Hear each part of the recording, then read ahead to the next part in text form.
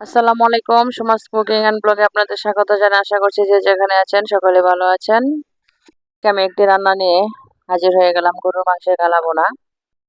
আমার রান্নাটি যদি আপনাদের কাছে ভালো লেগে থাকে তাহলে আমার চ্যানেলটি প্লিজ সাবস্ক্রাইব করে দিবেন।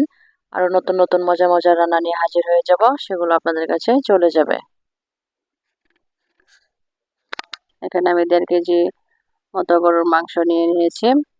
তেল চর্বি সহকারে মাংসটা নিয়েছি। স্বাদ মতো লবণ দিয়ে দিলাম। 1 চা চামচ আদা বাটা, 1 চা চামচ রসুন বাটা, 1 চা চামচ হলুদ গুঁড়া, 1 চা চামচ মরিচ গুঁড়া, 1 চা চামচ ধনিয়া গুঁড়া, 1.5 চা চামচ জিরার গুঁড়া। এখানে আপনারা যে যেরকম ঝাল খাবেন সে অনুপাতে মরিচটা দেবেন। কিছু পেঁয়াজ বড় বড় করে ফালি করে দিয়েছি। হাফ কাপ পেঁয়াজ বেরেস্তা দিয়ে দিলাম। এলাচ, দারুচিনি, তেজপাতা, লবঙ্গ, কালো গোলমরিচ এগুলো আমি দিয়ে দিচ্ছি। 1 চা চামচ গরম মশলার গুঁড়া এবং 1 কাপ সরিষার তেল আমি দিয়ে দিলাম। অবশ্যই চেষ্টা করবেন সরিষার তেল দিয়ে কালা ভুনা করতে। সুন্দর করে ভালোভাবে হাত দিয়ে মাখিয়ে নিচ্ছি। মশলা এবং মাংসটা সময় নিয়ে সুন্দর করে মাখাতে হবে যেন মাংসের গায়ে মশলা মিশে যায়।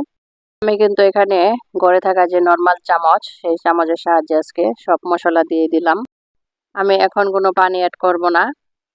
এখন আমি রান্নায় চলে যাচ্ছি। চুলার আগুন মিডিয়াম হিটে করে আমি রান্নাটা করব। 5 মিনিট পর আমি ঢাকনা খুলে দেখে নিলাম এবং নেড়ে দিচ্ছি যাতে তলায় লেগে না যায়, যেহেতু আমি কোনো পানি দিইনি।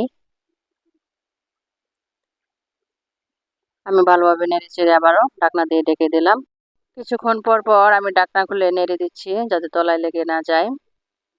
চুলার আগুন মিডিয়াম হিটে করে আমি রান্নাটা করছি। আমি আবারও নেড়ে চেড়ে দিচ্ছি।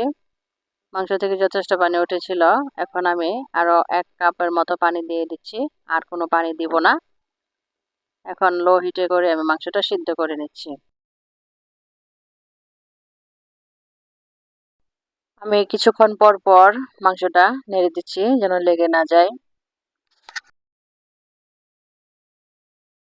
দেখছি যে সিদ্ধ হয়ে গেছে কিনা। আমি দেখাচ্ছি মাংসটা খুব সুন্দর করে সিদ্ধ হয়ে এসেছে। এখন আমি ঘন ঘন করে নাড়তে থাকবো। কাজটা একটু ধৈর্য সহকারে সময় নিয়ে করতে হবে, তাড়াহুড়া করলে চলবে না। বেশি তাপে রান্নাটা করা যাবে না, তাহলে কিন্তু পুড়ে যাবে, সেটা কালো বোনা আর হবে না। আমি কিছুক্ষণ পর পর নেড়ে দিচ্ছি। এখন আমি শেষ পর্যায়ে 1 চা চামচ গরম মশলার গুঁড়া দিয়ে দিলাম। 5-6টি কাঁচামরিচ দিয়ে দিলাম। আবারও আমি নেড়ে চেড়ে দিচ্ছি। কালার আস্তে আস্তে চলে আসবে। আমি এভাবে করেই নেড়ে দেবো কিছুক্ষণ পর পর।